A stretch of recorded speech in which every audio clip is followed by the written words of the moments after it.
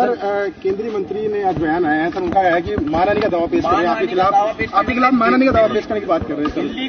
Gajendra Singh Delhi court में आज पेश कर रहे हैं मानहानि का दावा का मुकदमा दर्ज कराने जा रहे हैं या करा दिया है? सर 2 बजे की बात की, 2 बजे कराने जा रहे हैं सर। तो हम तो स्वागत करेंगे, क्योंकि इसी बहाने कम से कम देश आगे बढ़ेगा, भला होगा उन गरीबों का जो चर्चा में नहीं थे।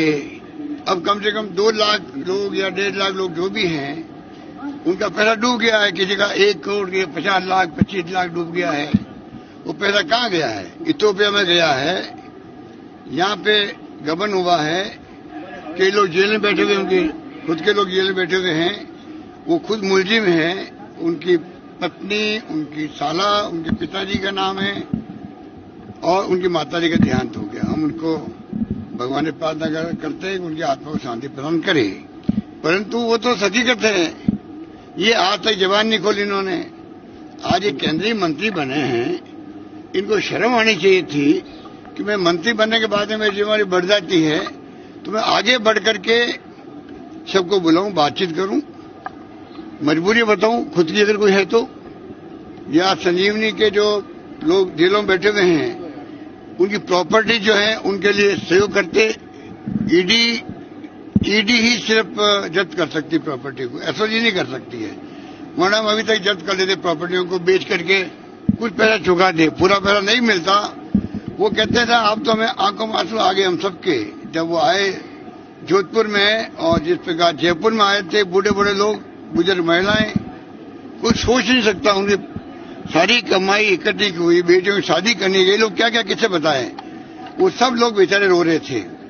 इनको उनमें उनके आंसुओं पे भी शर्म नहीं आती, इनको दया भी नहीं आती। इनको चाहिए वो तो करे, मानहानि के अच्छा लगेगा, इसी बहाने के आगे बढ़ेगा तो गरीबों का इश्यू नेशनल लेवल बनेगा। मैं चाहता हूं प्रधानमंत्री जी तक बात जाए, अमित शाह जी तक बात जाए। अमित शाह जी खुद कोऑपरेटिव मिनिस्टर है, उनके अंडर में आती है सोसाइटी है। ये मल्टी स्टेट कोऑपरेटिव सोसाइटी है ये, जो ये गबले किए इन्होंने। स्टेट की होती तो हम उस ढंग से निपटते इनसे। ये निपटने का काम केंद्र सरकार का है। 5 बार हम लिख चुके ईडी वालों को, भाई आप कम से कम हमें सब इन्फॉर्मेशन दो, इस केस को ले। क्यों नहीं रहे वो लोग? छापे डाले हिंदुस्तान भर में ईडी वाले। ये छापे का केस तो परफेक्ट है। आप केंद्रीय मंत्री ये कैसे रह सकता है? मुझे अफसोस इस बात का है कि प्रधानमंत्री जी या गृह मंत्री नॉलेज में नहीं आया क्या ये इतना बड़ा घपला? ऐसे घपलेबाज को आप कैसे रखते हो आप अपने केंद्रीय मंत्रिमंडल में? ये सवाल है बहुत बड़ा, ये बहुत बड़ा सवाल है। और ये तो हकीकत है, कागजों में है, पेपरों में है, कोर्ट के अंदर है, हाई कोर्ट के अंदर है। लिक्विडेटर बैठा हुआ है, केंद्र सरकार ने लिक्विडेटर बैठाया हुआ है। ये तो पूरा केस बना हुआ है ना। अब आप बताइए, उसमें इस आदमी को शर्म ही नहीं आ रही है कि मैं कैसे सबको बुला के बात करूं। हमारा सहयोग चाहिए, हम सहयोग देंगे इनको, वो तो आगे नहीं आ रहे हैं।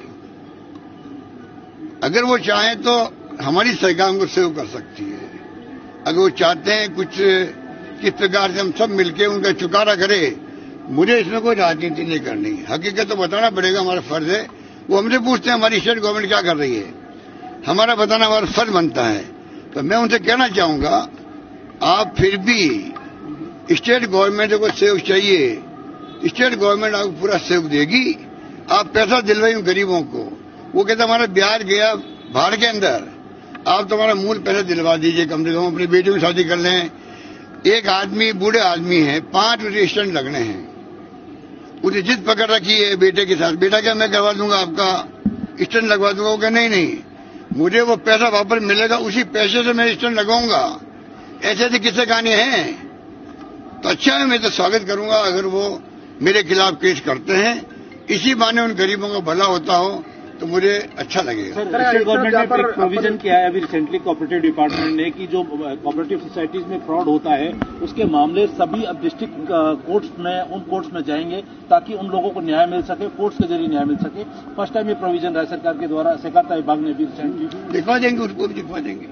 जो भी हो सकता होगा, खाली संजीवनी की बात नहीं है। आदर घोटाला है सिरोही का, बड़ा घोटाला वो भी है। जितने घोटालेबाज हैं इन सब के खिलाफ कार्रवाई होनी चाहिए, मेरा मानना है।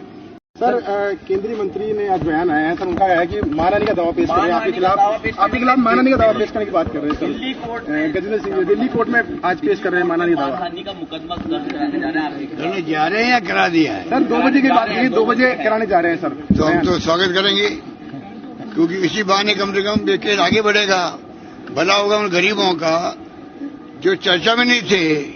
अब कम से कम 2 लाख लोग या 1.5 लाख